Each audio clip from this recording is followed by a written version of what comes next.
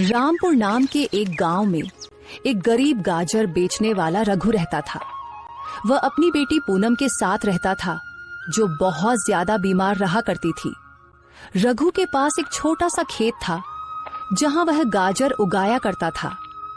रघु रोज अपनी टोकरी में गाजर रखकर पूरे गांव में घूम घूम कर बेचता था। गाजर ले लो गाजर, ताजा ताजा गाजर। हे भगवान, आज एक भी गाजर नहीं बिकी। पूनम के लिए दवाइयां भी लेनी है। अगर उसे दवा नहीं मिली तो उसकी तबीयत और बिगड़ जाएगी। रघु, क्या हुआ बेटा? इतने उदास क्यों हो? आज भी कोई गाजर नहीं बिकी क्या? मैं तो कहता हूं ये धंधा छोड़कर सेठ भूषण के पास काम पर लग जाओ। वह तुम्हें अच्छे खासे पैसे भी दे देगा। या फिर तुम अपने खेत में कोई और सब्जी उगा लो। नहीं काका, मेरा इससे गुजारा हो जाता है। सेठ भूषण के पास अगर कभी जरूरत हुई तो मैं जरूर काम करूंगा। रही कोई और सब्जी उगाने की बात तो काका, मेरा छोटा सा खेत है, उसमें एक ही सब्जी लग सकती है और मुझे गाजर उगाना अच्छा लगता है, इसलिए मैं गाजर उगा लेता हूं। हाँ बेटा, तुम बहुत अच्छे हो, पर क्या करें, तुम्हारी किस्मत खराब है। तुम्हारी बीवी की मृत्यु न होती तो आज तुम्हारा परिवार भी अच्छे से जीता। हाँ काका, वो तो है, पर क्या करूं? पूनम की तबीयत और बिगड़ती जा रही है और न ही मेरी गाजरें बिक रही है कि उसके लिए दवाइयां ला सकूं। तो सोच में पड़ गया हूं कि क्या करूं।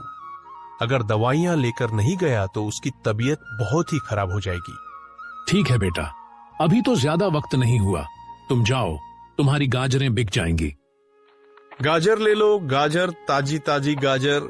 रघु आवाज लगाता हुआ जा रहा था कि सामने एक औरत खड़ी थी।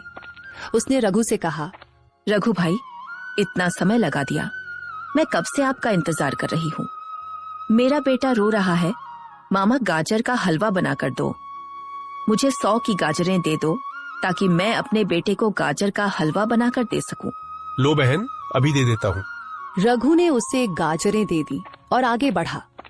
ऐसे ही रघु घर घर जाकर गाजरें बेचता और अपने घर का गुजारा करता। गाजरें तो काफी बिक गई है और पैसे भी आ गए हैं। अब मैं जाकर पूनम के लिए दवा भी ले आऊं। कल भी उसने दवा नहीं खाई थी। रघु दवा लेकर घर चला गया। घर आकर उसने अपनी बेटी की ओर देखा, जो उदास सी बैठी थी। बेटी, देखो, मैं दवा लेकर आया हूँ, दवा खाओ, तुम्हें अच्छा लगेगा। पिताजी, आप जानते हैं मैं ठीक नहीं हूँ, मेरा सिर बहुत दर्द कर रहा है। परेशान मत हो बेटी, बस दवा खाओ और आराम करो, दवा तुरंत असर करेगी। बेटी ने रघु की बात मानी और दवा खा ली। कुछ देर वे दोनों चुपचाप बैठे। फिर रघु ने मुस्कुराते हुए कहा, बेटी, कल से तुम्हें हर दिन यह दवा मिलेगी, बस तुम स्वस्थ रहो, बस यही मेरी खुशी है। पिताजी, आपको मेरी कितनी चिंता है मैं जानती हूँ। ऐसी ही बातें करते करते दोनों पिता और बेटी सो गए। रघु सुबह अपने खेत पर टोकरी साथ लेकर जाता और टोकरी भरकर गाजर तोड़ता, फिर उन्हें गांव में बेच देता। ऐसे ही उनका समय बीत रहा था। एक दिन जब रघु गाजर बेचने के लिए गया हुआ था, तो पीछे से उसके खेत के पास से एक चरवाहा अपनी गायें लेकर जा रहा था। उसकी गायों ने गाजर को देखा तो रघु के खेत की तरफ दौड़ी। उन्होंने रघु के खेत से गाजर खाना शुरू कर दी। चलो बस करो अब, पता नहीं किसका खेत है, मालिक आ गया तो पूरे पैसे लेगा और मेरे पास इतने पैसे नहीं हैं। चलो भागो, अब घर जाकर खा लेना। चरवाहे ने गायों को रोकने की बहुत कोशिश की, लेकिन वे नहीं रुकी। उन्होंने थोड़ी ही देर में सारा खेत साफ कर दिया। चरवाहा जल्दी से अपनी गायें लेकर वहां से निकल गया। किसी की भी नजर उस पर नहीं पड़ी। रघु की कमाई का एकमात्र जरिया यही गाजरों का खेत था। वह भी अब तबाह हो गया और रघु को इस बात की कानों कान खबर नहीं थी। उधर रघु बहुत खुश था, दिल ही दिल में सोच रहा था, अब गाजर अच्छी बिक रही है। मैं कुछ ही दिनों में पैसे जमा करके अपनी बेटी को एक लाल रंग का प्यारा सा सूट ले दूंगा। बहुत समय हो गया है, मैंने कभी उसे नया सूट नहीं दिया, क्योंकि और भी खर्चे बहुत होते हैं, लेकिन इस बार मैं पक्का उसे सूट ले दूंगा। ऐसे ही ख्यालों में रघु अपने घर चला जाता है। अगले दिन सुबह रघु अपनी टोकरी लेकर गाजर तोड़ने खेत गया, लेकिन जैसे ही उसने खेत देखा, खेत देखकर उसका दिल बैठ गया। ये क्या हुआ? सारी गाजरें कहाँ गईं? ये तो पूरा खेत खाली है। फिर उसने करीब जाकर देखा तो पता चला कि कोई सारी गाजरें खा चुका था। अब वह कौन है इसका रघु को पता नहीं था। रघु बहुत मायूस हुआ। रघु की आंखों में आंसू आ गए। मेरे पास रोटी कमाने का कोई और जरिया नहीं, अब मैं क्या करूं? रघु उदास होकर घर वापस आया। घर पहुंचकर वह बेटी के पास गया। क्या हुआ पिताजी? आज आप गाजर बेचने नहीं गए? सब ठीक तो है? आपकी तबीयत तो खराब नहीं? तबीयत तो ठीक है बेटा, लेकिन किस्मत खराब है। जब मैं खेत गया तो देखा कि पूरा खेत खाली है। पता नहीं कौन मेरी सारी गाजरें खा चुका है। मैंने आसपास कुछ लोगों से भी पूछा, लेकिन किसी को भी इस बात का पता नहीं। अब मैं क्या करूं? मुझे तो कुछ भी समझ नहीं आ रहा। दोबारा अगर खेत में गाजर लगाऊंगा तो 3 से 4 महीने लग जाएंगे।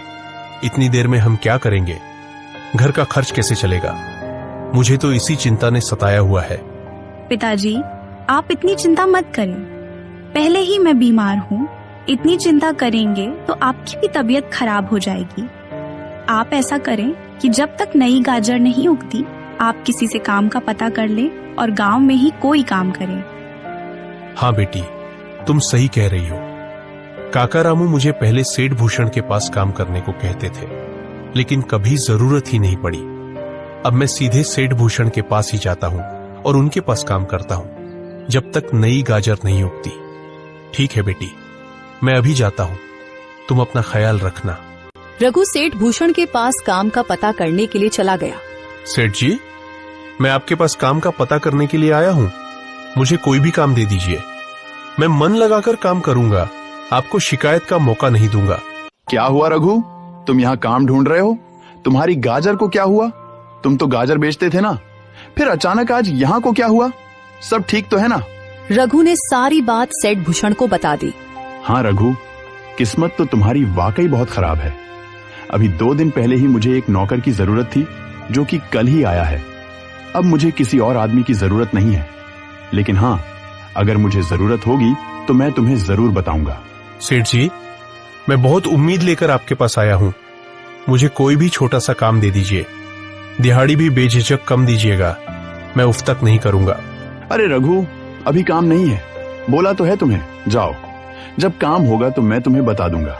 रघु को सेठ भूषण ने कोई भी अपने काम गांव में तो मुझे कोई भी काम नहीं मिल रहा, और बाहर किसी दूर के गांव में मैं काम नहीं कर सकता। मेरी बीमार बेटी घर पर है। मुझे जल्दी घर भी आना होता है। मैं क्या करूं? अभी रात होने में भी समय है। मैं और किसी से काम का पता करता हूं। शायद कहीं कोई मजदूरी ही मिल जाए, ताकि मैं अपनी बेटी के लिए दवाइयां और खाने पीने की चीजें ले सकूं। एकदम किस्मत मुझे किस मोड़ पर ले आई है, न जाने भगवान की क्या मर्जी है। रघु काम की तलाश में भटकता रहा, लेकिन उसे कोई काम नहीं मिला। वह रात को मायूस होकर घर की तरफ लौटा। घर पहुंचते ही उसकी बेटी ने पूछा, पिताजी क्या हुआ? आपको कोई काम मिला या नहीं? नहीं बेटी, सुबह से शाम तक काम की तलाश करता रहा, लेकिन किसी ने भी काम नहीं दिया। लेकिन तुम चिंता मत करो, मैं कल फिर से काम का पता करूंगा। तुम बताओ, तुमने दवा खाई है या नहीं, और तबीयत अब कैसी है? नहीं पिताजी, दवा तो सुबह ही खत्म हो गई थी। मुझे आपको बताने का याद नहीं रहा। ये क्या बोल रही हो बेटी? तुम्हें पता भी है तुम्हारी तबीयत कितनी खराब है। दवा के बिना तुम्हारा गुजारा नहीं है। फिर तुमने मुझे बताया क्यों नहीं? मैं जैसे ही पैसे करूं तुम्हारे लिए दवा लेकर आता हूं। आज तुमने ये गलती कर दी है, दोबारा ऐसा मत करना। तुम बैठो, मैं तुम्हारे लिए दवा लेकर आता हूं। पिताजी, रात हो चुकी है। मुझे अकेले घर डर लगेगा। अब आप रहने दीजिए। वैसे भी आपके पास तो पैसे भी नहीं है, फिर मेरी दवा कैसे लाएंगे? बेटी, तुम्हारी दवा के लिए मैं किसी से पैसे उधार ले लूंगा, लेकिन मैं तुम्हारी दवा जरूर लेकर आऊंगा। तुम थोड़ा इंतजार करो। नहीं पिताजी, आप रहने दीजिए, सुबह ले आएंगे। मेरी तबीयत अब कुछ बेहतर है। ए भगवान, अब ये गाजरें जल्दी से जल्दी उग जाए, ताकि मैं इन्हें बेचकर अपने घर का खर्च चला सकूं। रघु खेत पर काम करके जब घर गया तो उसने देखा कि उसकी बेटी जमीन पर गिरी हुई थी। रघु ने जल्दी से बेटी को उठाया, चारपाई पर लिटाया और उसके मुंह पर पानी डाला। बेटी उठो, क्या हुआ तुमको? देखो मैं आ गया हूँ, जल्दी आंखें खोलो। कुछ देर तक बेटी ने आंखें खोली। रघु को भी समझ आ चुकी थी कि एक दिन दवा न लेने की वजह से उसकी बेटी की यह हालत हुई है। मुझे जैसे भी करके अपनी बेटी के लिए दवा लानी होगी। मेरे पास जीने का एक ही सहारा है। अगर इसे भी कुछ हो गया तो मैं तो जीते जी मर जाऊंगा। मैं आज ही दवा लेकर आऊंगा। बेटी, तुम अपना ख्याल रखो, मैं तुम्हारे लिए दवा लेकर आता हूं। और हां, बिल्कुल भी उठना नहीं, मैं थोड़ी ही देर में आ जाऊंगा। अपना ख्याल रखना। रघु सीधे अपने एक दोस्त के पास गया जो दूसरे गांव के जमींदार का नौकर था। दूसरे गांव का जमींदार लोगों को सूद पर पैसे देता था। रघु सीधे उसके पास गया और जाकर बोला, अर्जुन भाई, मुझे पैसों की बहुत सख्त जरूरत है। मेरी बेटी के लिए दवा लेनी है। मुझे अपने मालिक से कुछ रकम सूद पर उधार दिला दो। तुम्हारी बहुत मेहरबानी होगी। रघु, मैं तुम्हें पैसे तो दिला दूंगा, लेकिन मेरा मालिक बहुत खतरनाक आदमी है और वह सूद भी बहुत ज्यादा लेता है। अगर तुम समय पर पैसे नहीं दे सके तो वह तुम्हारे साथ अच्छा व्यवहार नहीं करेगा, बल्कि तुम्हारा खेत रख लेगा। अच्छी तरह सोच समझ लो। अगर तुम वादा करो कि समय पर पैसे लौटा दोगे तो मैं तुम्हें कम सूद पर रकम दिला दूंगा, लेकिन फिर समय पर पैसे चुकाने होंगे। अर्जुन भाई, मैं समय पर रकम अदा कर दूंगा। मुझे बस 3 महीने का समय चाहिए। मैंने अपने खेत में गाजरें लगा दी है। जैसे ही वे उगेंगी मैं सारी गाजरें बेचकर पैसे लौटा अर्जुन दूंगा। रघु को अपने मालिक के पास ले जाता है। मालिक, ये रघु है, मेरे गांव में गाजर बेचता है। इसे पैसों की बहुत जरूरत है। इसे ब्याज पर पैसे चाहिए। ये 3 महीने के अंदर ब्याज समेत सारे पैसे वापस कर देगा। मैं तुम्हें 30,000 दूंगा, फिर 3 महीने बाद तुम्हें 45,000 वापस करने होंगे। दे सको तो ठीक है, मैं अभी दे देता हूँ। मालिक, ये मेरे गांव का है और बहुत गरीब है बेचारा। इसे थोड़ा कम ब्याज पर कर्ज चाहिए। ये अपनी जमीन के कागज गिरवी रख देगा। ठीक है, तुम्हारे कहने पर कम कर देता हूँ। चलो 40,000 दे देना, इससे कम पर मैं कर्ज नहीं दूंगा। जमींदार ने रघु को पैसे दे दिए। रघु पैसे लेकर बहुत खुश हुआ। उसने सोचा, चलो अब कुछ दिनों के लिए तो पैसों का इंतजाम हो ही गया है। पहले तो पूनम के लिए दवा लेता हूँ, उसके बाद काम का पता करता हूँ। 2 महीने में गाजर फिर से उग जाएंगी। मैं इस बार ज्यादा गाजर लगाऊंगा और जल्दी से जल्दी जमींदार को ब्याज समेत ये पैसे वापस कर दूंगा। ठीक है जमींदार साहब, आपका और अर्जुन भाई आपका भी। मैं ये पैसे वक्त से पहले वापस कर दूंगा। अब मैं चलता हूँ, मुझे अपनी बेटी के लिए दवा लेनी है। रघु पैसे लेकर सीधे हकीम के पास गया। वहां से दवा ली, फिर अपने घर चला गया। घर जाकर उसने अपनी बेटी को दवा दी।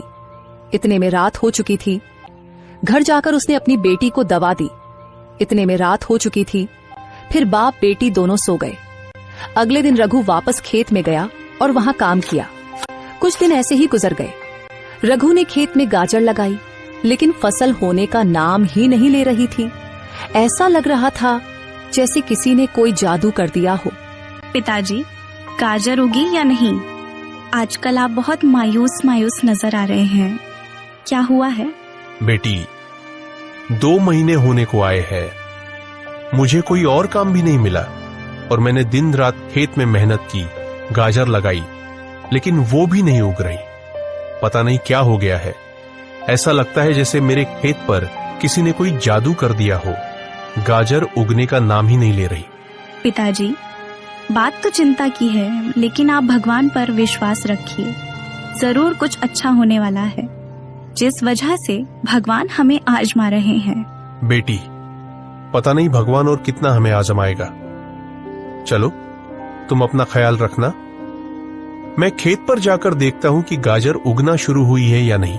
पूनम से इतना कहकर रघु सीधा खेत में चला गया। वहां अपना वही खाली खेत देखकर उसकी आंखों में आंसू आ गए। वह वहीं एक पेड़ के नीचे बैठ गया और भगवान से शिकवे शिकायतें करने लगा।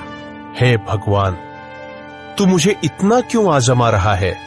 मैं इस काबिल नहीं हूं कि तेरे इम्तिहानों से गुजर सकूं। मेरे घर में मेरी बीमार बेटी है। मेरे सिर पर 40,000 का कर्ज है जो मुझे अगले महीने देना है। मुझे तो कुछ भी समझ नहीं आ रहा। भगवान, मुझ पर दया करो। वहां से एक साधु महाराज जा रहे थे। उनकी नजर रघु पर पड़ी। उन्होंने रघु को देखा तो वह रो रहा था और भगवान से शिकवे शिकायतें कर रहा था। साधु महाराज ने रुककर रघु से पूछा, क्या हुआ पुत्र, रो क्यों रहा है? और लगता है भगवान से बहुत नाराज हो। बताओ तो सही, आखिर क्या समस्या है? क्या पता मैं तुम्हारी कोई मदद कर सकूं? साधु महाराज के पूछते ही रघु ने सारी बात खुलकर साधु महाराज को बता दी। साधु महाराज ने ध्यान से बात सुनी और गंभीर आवाज में बोले, चिंता मत करो, भगवान सब ठीक कर देगा। तुम दिल के बहुत नेक हो, ऐसे इंसान भगवान को बहुत पसंद होते हैं। यह कहकर साधु महाराज वहां से चले गए, लेकिन जाने से पहले अपने पास मौजूद पानी में से एक घूंट रघु के खेत में छिड़क देते हैं। फिर वे वहां से चले जाते हैं। रघु चुपचाप वहीं बैठा रहता है। रात को फिर वे घर वापस चला जाता है। अब रघु के पास जो कर्ज लिया था वह सारे पैसे भी खत्म हो चुके थे। उनके पास खाने को भी कुछ नहीं बचा था। रघु अंदर से टूट चुका था। उसकी बेटी ने भी ऐसे ही दवा खा ली। उस दिन वे दोनों बाप बेटी कुछ खाए पिए बिना ही सो गए। बेटी, मैं अर्जुन के पास जाता हूँ। उसके घर से कुछ खाने के लिए तुम्हारे लिए लेकर आता हूँ। ठीक है पिताजी, जल्दी आ जाइए, मैं इंतजार कर रही हूँ। अर्जुन का घर रघु के घर से थोड़ा दूर था। रास्ते में रघु का खेत भी आता था। जाते हुए रघु ने खेत में चक्कर लगाने का भी सोचा।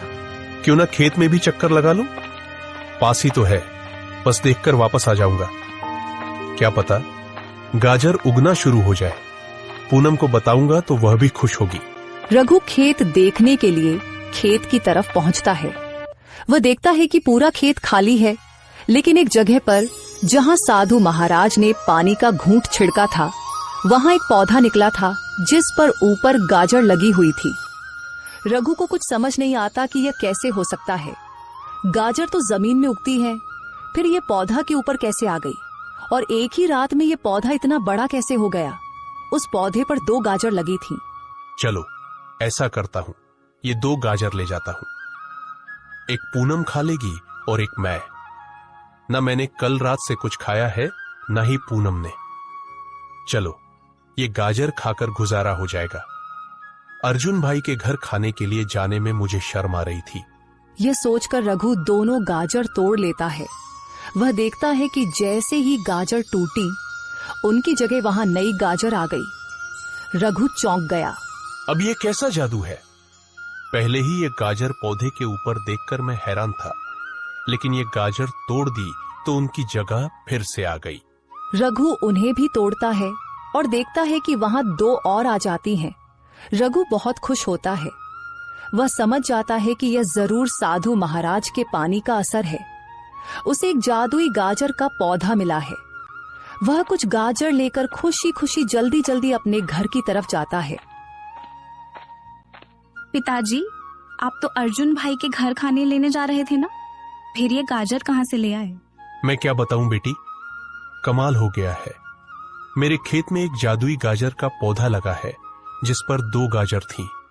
जब मैंने उन्हें तोड़ा तो वहां फिर से गाजर आ गई। रघु ने पूनम को सारी बात बता दी कि कैसे साधु से मिला था और साधु ने खेत में पानी छिड़का था। बेटी, तुम ये गाजर खाओ। मैं अपनी टोकरी लेकर जा रहा हूं। आज मैं टोकरी भरकर गाजर बेचकर आऊंगा। रघु खेत की ओर गया, गाजर तोड़ी, टोकरी भरकर गांव में जाकर बेच दी। रघु की किस्मत ने अचानक रुख मोड़ लिया था। वह खुशी से झूम रहा था और भगवान का धन्यवाद कर रहा था। सारी गाजरें बेचकर जब वह रात को घर लौटा